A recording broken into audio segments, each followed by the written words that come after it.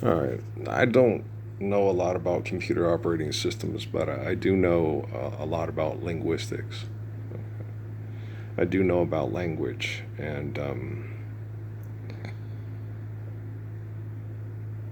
when language is incorrect, things don't properly function, right? And so, if you use an abomination, especially the world's first profession, prostitution, right? If you use an abomination money to manipulate sexuality, and it's no longer a holy covenant, then on a fundamental level, your language and your programming to your computers is really bad, right? And so, if you're using and manipulating others with money, if you hack into RT Mobile, you're going to get my YouTube account. And then your computer is going to have access to my YouTube. And the people in genocide operations for the government apparently have computer programs that can still manipulate computers to murder for murder over money without the technology exterminating them. That's obvious because it's not happening right now, right? We're not trending by YouTube and living the Lord's Prayer worldwide. So that's obviously happening. That's not something that you sit there, oh, I think that's happening. That's what's happening because the Lord's Prayer is right and we're not doing it, right? So if you're a fraudster and you're given access to my YouTube and your computer, nobody's watching it, but your computer is watching. Your computer will assess the information, analyze the information. Then that's going to shut down your computer operation systems. If your computer operation systems don't have the same genocide fraudster programs that the U.S. government has, the U.S. military has, right? So that's something. You're obviously being set up, And I'm not one to kiss and tell, but I've been seen with Farrah, but you've taught ladies plenty. So you're the Hollywood stuntman that makes Redford such a star, right? So you got to understand that, if you're in Somalia, or if you're in Mexico, if you're in Guatemala, if you're in a CIA operative state that has a CIA head person that does genocide to his own people for CIA bad science projects for population manipulation, falsely perceived as management. You can't have any more wives and children than you can lovingly care for. Then you might want to avoid doing scams in Las Cruces, New Mexico, especially zero point 0.6 miles north of San Ysidro, right? It's just a writer takes his pen to write the words again, that all in love is fair. And like I said in the earlier video, Earl is only human. Don't think I ain't been through the same predicaments. I had to pay extortion for my children. And both wives used the state and the military to get both children after they went out partying and having sex with other people. And I used all my money to take care of the kids for... Shit, it started with Patrick. It was when I was in the military. Stephanie didn't run around because she was afraid of, as soon as we got to Phoenix, it was right to lesbian bars and lying to the state. So it was, but we're going to give the Bank of Heb and being screwed over by, those kind of operations. So let's say, I married Steffi in 1990. They kidnapped the kids in 2022. So 22 years that I took care of the kids, working and using my extortion and exploitation to pay for the kids, and that the women were, using the system for me to take care of them and not really giving anything back to me and the kids. Right? That's kind of sad. Hey, you don't be mad at Steffi and Amy. They didn't know how. They weren't raised to be mothers and wives. They were raised to be one of the cops on R.J. Decker and one of the girls from Luther Campbell's Roadshow, That's just the way it is. Some things will never change. Don't you believe them? Okay. So, oh man. Oh yeah, he did that rap with the Bruce Hornsby thing. I don't remember that one. Yeah, of Tupac. I liked that. I had that album by Bruce Hornsby in the Range. My favorite song on that album was "Every Little Kiss." Anybody ever heard that song? It's good. Yeah, every little kiss, every little one. Mandolin Rain was also good. It was a good album. Anybody else like Bruce Hornsby in the Range? Yeah. I'm tired. I took a shower. I got all cleaned up. A little bit later. We're gonna go in there and shave up and everything, and I'll soak in the salts tonight, and I got some sun soak, but I'll get some on the legs later today after the irrigation water starts coming in. So, damn, it's closer to that than I thought. Oh shit, I slept in a little bit, but it's almost 2 o'clock. Boy, spend some time over there at the Luceros and the Martinez's cutting all the weeds and shit. That was some time. It took a while. Yeah, I told Dad I was exhausted. I was like, it took a while. It was some work. Those batteries last, I had them both full charged. I ran out of lines, so then I started having to use the cutting back and forth, and then I cut till I accidentally popped myself in the shin and got exhausted. And I said, okay, it's time to go in. And so, but I got most everything that I wanted, and I got the burn barrel out there, and I hauled all the thorn stuff out of the way, so it won't be in the way when we cut with the lawnmower. So we're doing pretty good. We know we're feeling good. We could. And then now we got the lawn and everything cut and the trees done before irrigation. So we're right where we need to be. So all the chores, and I went and got that tire fixed, and we didn't get behind on our chores. So all our chores are caught up. Tomorrow I'll go out there and finish cutting back the rest of the patio, and then hauling all of the rest of the stuff and all the branches that fell off to the burn pit, and then we'll be really caught up. And then all I really have to do is just do a little bit more of a vacuuming and a blowing out. Wear my mask and do a vacuuming and blowing out of the barn. And then we're really cooking with gas, and we're doing good. I blow the barn out every week. I clean it out and clean out the areas and stuff, because I go in there and exercise, and Earl needs to be healthy. Earl's the light in the way. Earl's the 1322nd Redeemer of Islamic prophecy, so guys, it's so stupid when you get those people, I'm Muslim and Muhammad was the last proof and he sealed it. It was sealed in the Quran. It's like, you're going to seal omnipotent God in a book and say this is the last time anybody saves us from people trying to seal God in a book like it says in the Quran. So what's the 1322nd Redeemer for? Is that like for, action figure sales to stream on Hulu, It's just, wait. Yeah. I'm a Muslim. Right, and I'm a Space Ghost and the Tooth Fairy. And Brian Martin's in room whatever in Anaheim. Remember when they had Disneyland and they said Brian was in this room. So then he got all upset. He goes, we're going to Disneyland and I lost my tooth and the Tooth Fairy's not going to be able to find me. So they left a sign on the door saying, Dear Tooth Fairy, Brian Martin is in room. His dad and mom showed him it. Look, yeah, so cute. That is funny. That's one of my favorite stories that Marty Martin shared with us. And Mogan Cycle. That's a good one too. Mogan Cycle. That was Brian's word for motorcycle, like Yabbert and Clacklet Clip and Kringle Bells and Malaki Butma, which is, more chocolate milk, give the toddler more chocolate milk, you rotten bastard. But I don't have chocolate for the milk. I have milk. And she was, no, not Shinaki, not Manaki. Shinaki? Manaki? Manaki? No. She was so cute. No, you're getting it all wrong. No, you're trying to trick me into just drinking plain milk, but I want chocolate milk. She was so funny.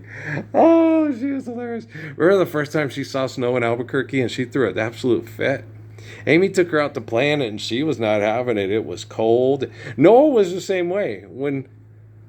That was after Natty, when we had snow up on the mesa and we went out with Luna and she was rubbing her butt in it and we did the video. I still have that video somewhere. But we're out there. Yeah, I still do that. I have that one. and I have it on the computer. But it's and on my memory cards. But it's oh, so cute. And Natalie kept hitting me in the ear with snowballs. She was funny. Junior Barnes. That was hilarious. She was having a ball. She was hitting me all the time I was filming. I had to go get a chair to put the camera on to watch, so I could throw snowballs at her and not get hit by her. She was laughing. It was just so funny. And Noah, his hands got cold and he didn't have the gloves on right, and he was crying. Natalie's laughing. She's running around. Then she's like, "This was me in Albuquerque. I hated it too. It was cold. Makes your hands all red." She goes, "But when you get older, it's fun." She was so cute. Oh, they both had fun in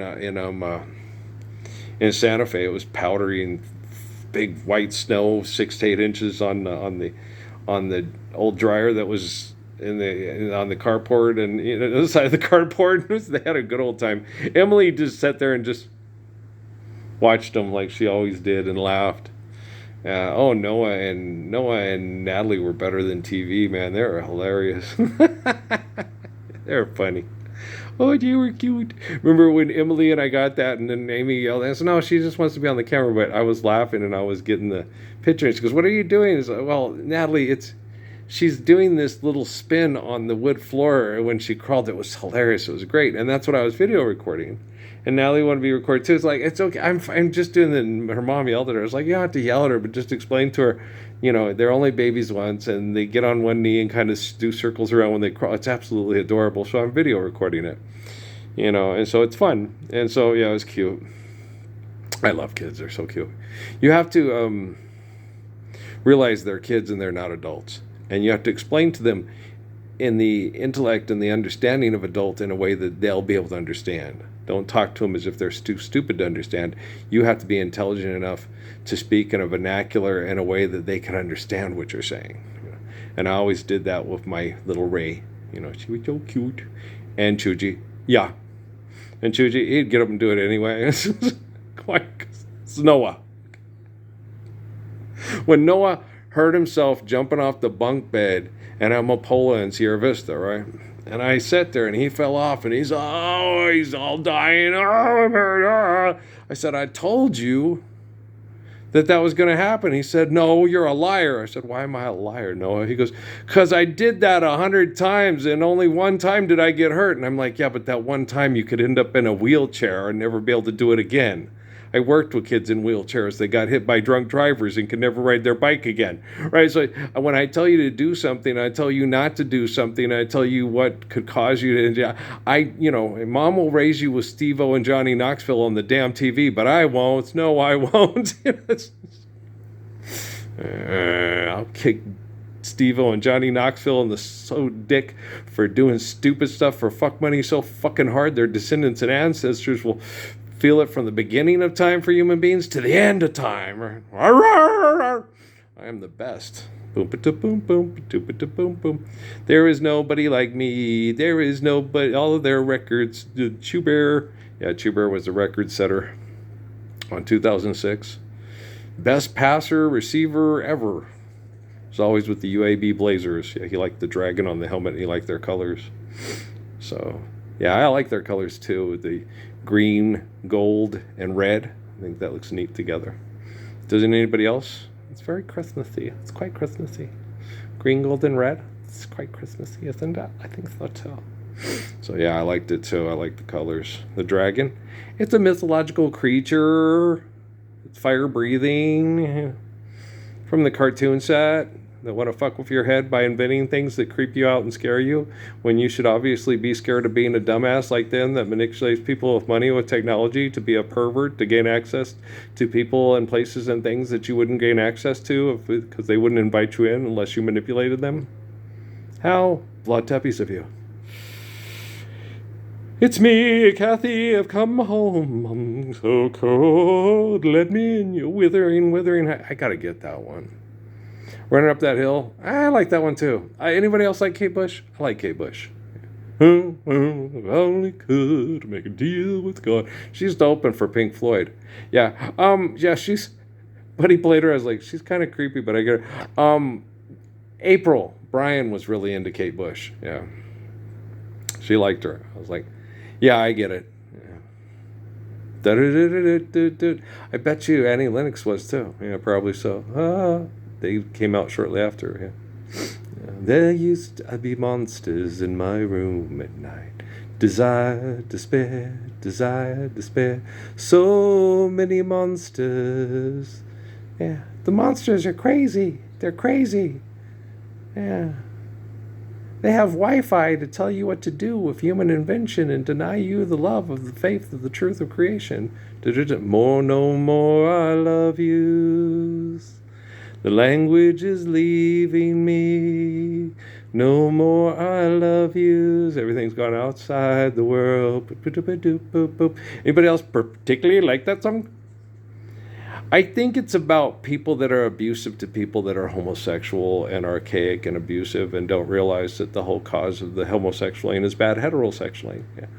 Yeah, no, you're not in a holy covenant, forgiving debt and trespass, loving one another, eternal faithful peace.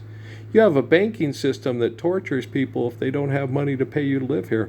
You're an abomination, Mr. Newton. Did the gravity of the apple hitting you on the head with the computer get you on that one, Mr. Satellite? Georgia? Don't give me no lines and keep your hands to yourself. It's pretty funny. I think even Michael's Nervous and the Lights Are Bright could figure that one out. In his rapid eye movement when he's sleeping. Yeah. He's losing his religion. Good. Your religion sucks. It's based on monetary-based conflict through human invention, through science. Hey, okay. Embrace Jesus with all your being. Forgive debt and trespass. Love one, eternal faithful peace. Why is Michael nervous? Because the lights are bright and they're hiding in the dark of the banking system. Come on, Oddfellows Loco, Pee-wee. Pearls of wisdom are falling from your mouth. Turn off the 151 firehouse. Or Tom. Firehouse. Yeah. Yeah, it's the time to rise has been engaged. Your better best to rearrange. I'm talking here to me alone. I listen to the finest work song. What's the finest work? Ringing in the sheaves. Forgive debt and trespass. Love one, eternal faithful peace. Share care, given according to need, built to last. If there's poison sprayed around your neighbor's houses and someone prays to Jesus to help, you show up and help. It's my dad and Anna Martinez. Jesus, help us. Jesus comes. Women are very affectionate to Jesus in their prayers when they ask him for help. I think it's like a Sir Juana Spanish nuns thing. Jesus appreciates it. He's a very affectionate person. He likes holy covenants, so he doesn't sit there and say, you're a pervert. No, he understands, like Harriet Tubman being spooned, but yeah, he understands completely. He adores Harriet Tubman, as do I. She is a beautiful person to connect to in prayer to help protect babies and people from being turned into sex property and mutilating their men for trying to stop it. So yes, she's gorgeous. You don't get much more gorgeouser than Harriet Tubman. You see why Henry David Thoreau and William Lloyd Garrison had such a huge, ginormous crush on that woman. She didn't return it. Maybe for Henry a little bit, yeah. William Lloyd Garrison, he was more like a father to her, but he couldn't help but just think, kill your every woman in the world to me. You're my fantasy. He might have been married too, but his wife, you have a crush on her. You'd leave me for her. Are you kidding? Jay Leno would kill you for her. She's Julia Roberts. Or Cindy Crawford. It doesn't matter. They want to be with her more than they want all the cars in Jay Leno's garage, right? Park all the cars in Jay Leno's garage, and heart disease, and cancer, and birth defects. Excellent, Tante. I understand the book of Revelation and the book of Daniel. Me too. It makes more sense when you understand today. Today? Yeah. Girl, do you really want him? Do you really want me? Stood me up, girl. You let me down. Is my personality too strong for you? You stood me up. There's still not a woman strong enough on planet Earth right now at this time, according to all their science projects, to get through their science projects to be near me, be near. What's your reputation? Ecstasy. What's your destination? Next to me. The only one that was half a lick close enough to get up and try to comfort me romantically and sexually, and there was so much Homeland Security invasion in the house that she couldn't do it, was Peggy Malone Pettis. Yeah, she's the strongest woman in Las Cruces, New Mexico at this time. Is Shannon's and Marley's mommy, right? You can't. It's the truth. And then the one little girl. Oh, that's right. The one little girl at Blake's. No, she wasn't messing around. She said, I lost my friend. He died, and I don't have anybody to have affection and sexuality with. And Ralph, I'll help take care of you. And I was like, I'd like to, but, they would jump all over me if I took a girl that was really young. Vanessa's closer to my age, and you're not, so I'd be more interested in Vanessa. But Vanessa told me, Deja's mom, she goes, no, I'm not a good person. I've been to jail, and I've done all those things. I was like, you were mad because you were being abused by perverts that tell you money's more valuable than your daughter, Deja. Most people would end up in jail, Vanessa. I'm not, quote unquote, too good for you, and you're not good enough for me, woman. You're a very special lady and a very exciting girl, and I will always have a crush on Deja's mommy. Okay? Yeah, Vanessa's today was to be a day of fun and fiesta. It was that gorgeous creature who just came in here. That's my mom. Oh my gosh, she's beautiful. Hey, well, Deja wanted her mom to be with a guy. She was with a girl. She went to prison and was with a guy. And she kind of hoped that she could find a nice guy. And Deja thought, that's neat. That means Deja thought I was a nice guy.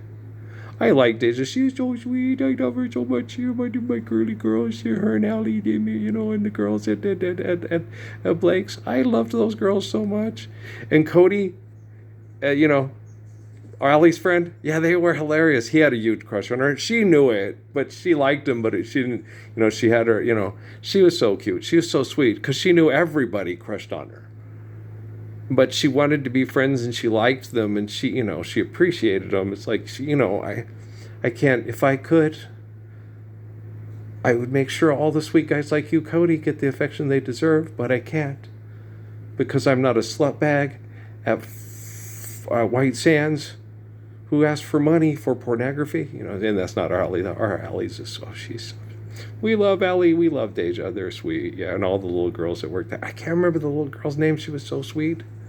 And then the girl, I can't remember her name too, with her brother Tony, the guys from Silver. The other lady from Silver who got me fired because they were doing a diet and she was trying to lose weight. And I said, no, you can tell it's looking good. That's why they fired me. Yeah, because I said something inappropriate to her. I was like, really? It's like, but we were all talking about it. All said it. All I said is, you can tell you're losing weight and it looks good. Okay. Seriously? Yeah. No, the stuff that me and Allie didn't say anything about any of that stuff that I told her about what happens with them being able to get in your phone and watch, guys and girls do things on, and it affects your kids and your kids tell you about it and they predicate off the most pretty girls, so you got to watch that.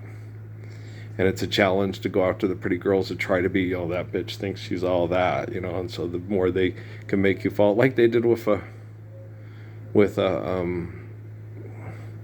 Peggy's daughter, Shannon, yeah.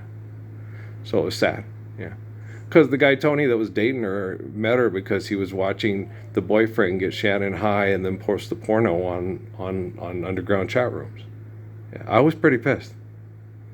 Yeah, she told me about it. I'm like, that son of a bitch. And when she stayed the night at my house and he called to see if she was okay, and I was like, you little fucking pervert. Yeah, she's with me. And she said, he stopped dating me because he was using so much money to watch porn from the girls he'd go down and have sex with in Juarez. And I was like, God, what an asshole. Yeah. And then he has the audacity to call here when she's with me for the night and ask her, are you okay? It's like, yeah, she's fine. The guy who stands up all by himself in Cochise County and Doña Ana County to stop human trafficking of little girls being raped to death over money to keep your job at Homeland Security for $80,000 a year, she's perfectly okay. She's in good hands. Yeah. The hands that hold this phone, good hands, right? Everybody knows it. It's not like it's a secret. It's not like, oh, what's happening? It's like 1 and 1 is 2. 1 and 1 and 1 is me and you and her. I mean, if Jim Carrey knows who I am, he's probably figured it out by now. What about Will Ferrell? I don't know about Will Ferrell. He's kind of like Little Debbie. He has this innocence about him that, no, I don't want to hear the Three Monkeys. I know I made the movie Hustlers, but I only did it because I like to watch women in their underwear, and then I say Hail Mary to Grace and 240 slashes like the Opus Dei on a Dan Brown movie, but I don't want to pay attention to the creepy stuff. I just want to, have the really cute girl with the nice body tell her boyfriend, just go home and I'll give you a massage and some pussy, right? Hustlers, Jennifer Lopez. Will Ferrell was one of the guys who put the movie together. Yeah, did the financing and the money behind it. Will Ferrell. Yeah, we're gonna make animal noises and it's gonna, Ricky Bobby. It's in the bone, right? Yeah. Okay. He never claimed to be an angel. He's just an honest hoe. God dang it. I really like Ferrell. Ferrell's funny. Every time I connect to the guy, it's like, who's funnier, me or Will Ferrell? The only reason I'm funny is because I have prayer connections with Will Ferrell. If I didn't have prayer connections with Will Ferrell eternally, Earl would be quite boring because he was raised in the Mormon church. Okay. He has got a point. Okay. And not a pointed head, though. He is not a cone head. That's Dan Aykroyd. Aykroyd has a pointed head. He's not as funny as me, and Will Ferrell. And I'm funny because of Will Ferrell, not because of Dan Aykroyd. Okay. See, I told you Will Ferrell's funny. I like connecting to this guy in prayer, man. He makes me laugh. I'm like, gosh dang it, dude. This is some funny stuff. Good shit, huh? Yeah, okay, Sergeant Yee. Yeah, I'm watching some of the Hawaiians made in 1970 with Charlton Heston and the guy who plays Mr. Pack and just about every other Vietnamese guy in the Korean guy. Sorry. Thank you, Will. Thank you correcting me. I had my countries mixed up. Because MASH lasted as long as Vietnam. And it was supposed to be in Korea, but it was actually a satirical satire of the Vietnam War and not the Korean War. But you were made to think that the Korean War was the Vietnamese War and lasted as long, but it did not. Right, thank you, Will. And so, Mr. Pack and all that, and the guy who plays the Chinese doctor who laughs at Frank when he brings his gun that his wife gave him when they do the prisoner exchange and stuff. Okay, and so he's on there, and then there's a cute little Hawaiian girl. Oh, gosh, she's adorable. Isn't she the one, the pregnant lady? She's so cute. Her little tiny lips and her big brown eyes. She's so gorgeous. Yes, she is. And then I totally agree. I like Will Ferrell. And then Key Luke's on it. He plays the old horoscope guy and stuff. And so it's got a lot of people that I grew up going. Key Luke's one of my favorites. He's Charlie Chan's number one son, Lee. And he's always been one of my favorites. He's also the voice of Brack. Not from Cartoon Planet, happy space pirate, looting, pillaging, then dumb as a doornail, but Brack, the actual sinister Brack from the original Space Ghost cartoons with Gleep and Jan and Jaina and that. For all you Space Ghost aficionados who understand that real space ghosting requires real sinister villains and not a goofball who hit his head off the car and then started going, okay, dumb as a doornail, not a happy space pirate, looting and pillaging. Although Brack never shows any signs that he's happy when he's looting and pillaging. It's just that he's sinister and he feels better being sinister than being happy, right? But when Brack becomes dumb as a doornail, he's happy to be thinking that he was happy when he was looting and pillaging, when in fact he was not. All right? This is the psychology of Little Debbie saying stay in school or Pitbull will throw a bitch fit and throw your Xbox in the pool. Okay? It's funny. It's funny. Oh, gosh, damn. No, I really like connecting in prayer to Will Ferrell. Not too much. And Carrey, yes, he also makes me laugh, and he's very funny as well. And my nephew, Jordan's always, do Jim Carrey again, Uncle Earl, or Uncle Earl goes a real good Jim Carrey. No, that's not it. It's Carrey often does a pretty good Uncle Earl, because Earl is the father of the light and the way to deliver us from evil, from comedy, over make-believe money for a big bag of money to fuck a woman whose brain isn't working too good. So, therefore, Spock, listen to me. You're going to have to be logical, Captain. and understand the deliverance from evil of money with technology by living the applied physics of the Lord's Prayer is primero, Holmes, first Lord's Prayer, then world peace. If you expect world peace without applying the physics of the Lord's Prayer, you got too much cheese on the taco. Okay? It's not going to be any fun. Okay? Me, myself, and Irene, right? He's funny. I like Jim Carrey, too. Yeah, Carrey makes me laugh. And Ferrell. Ferrell makes me laugh more than Carrey because Carrey's insane, but Ferrell's a comic genius. And Carrey knows it. And Carrey has brain frost and gets drunk too much with his friend Nanook when it gets too cold, and so therefore cannot function on a cognitive level where comedy has an intellectual transference to get us to the prefaces of the bridge of the doorway to the stairway of heaven of the freedom of living the Lord's Prayer, when Carrie's still getting drunk and trying to drink Tranadra and too much ginger ale in Canada.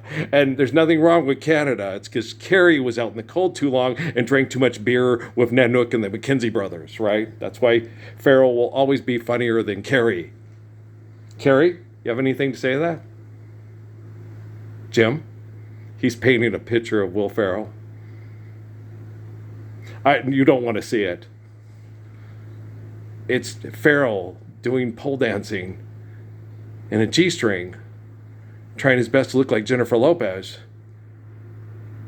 and Usher rubbing his head in between Will Ferrell's breast. Oh, make it stop! Okay.